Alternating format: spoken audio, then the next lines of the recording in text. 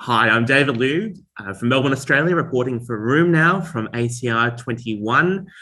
Day two of the conference, a real plethora of things that have been talked about today. You'll hear plenty more about some of the big abstracts. But I'm always interested in some of the other things from the poster floor, which look at ways in which we can practice better, which actually really start to challenge some of the things that we do routinely, that we take for granted, and that we might actually start to stimulate practice change for the better.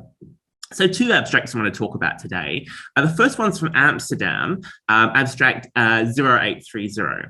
And it looks actually at the way we book visits for rheumatoid arthritis patients.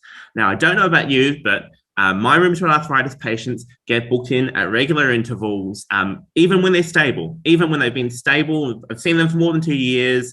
They've got stable disease, controlled disease. They get booked in regularly. And a lot of those visits seem more, while they're an opportunity to talk about a whole lot of other things, they seem potentially like they maybe not as quite as valuable as some of the visits during when they were really needed.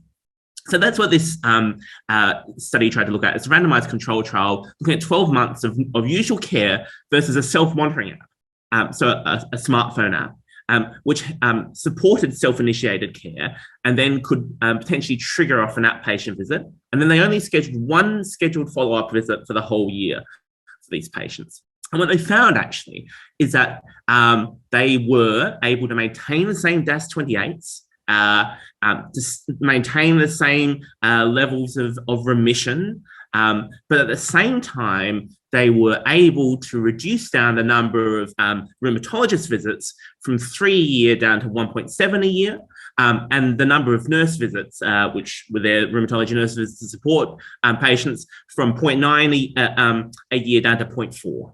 So really, that's actually freeing up a whole lot of space in the system. And that's particularly important as we go into a situation in many countries where we've got a workforce shortage as far as rheumatology is concerned. So thinking of ways in which we can do things better, and I think we all know that we don't do treat to target as well as we'd like. I think that's not necessarily because we don't think it's important, but maybe we just don't have the right encouragement to do it. So, if you want to get fit, you join a group class or an exercise group. If you want to study well, you join a study group. So why don't we do the same thing with treat to target for rheumatoid arthritis to motivate us to do what's best? So actually, this was an interesting abstract from a lot of big names. Dan Solomon was the first author, but Ted Pincus was second author, and many other names that you'd be familiar with had all worked together on a virtual learning collaborative to encourage themselves and a whole lot of other people in the group to do better as far as rheumatoid arthritis treat to target was concerned, encouraging each other, sharing patient stories, going through some more structured parts of the learning module as well. And what they saw over the 6 months is, of course, as you might expect, actually adherence to treat to target went up across those areas, but also it was the kind of thing where all the different domains, they were able to start to address their practice, and you could see improvements in their practice. So I think maybe this is the future in terms of trying to improve some of the elements of our practice, that I think we take a whole lot of messages from these from meetings like ACR and try and take them back to our practice. And maybe we don't have the encouragement that we need. But maybe what we need to do is actually have these virtual learning collaboratives where we're there encouraging each other all the time to improve our practice for the betterment of our patients.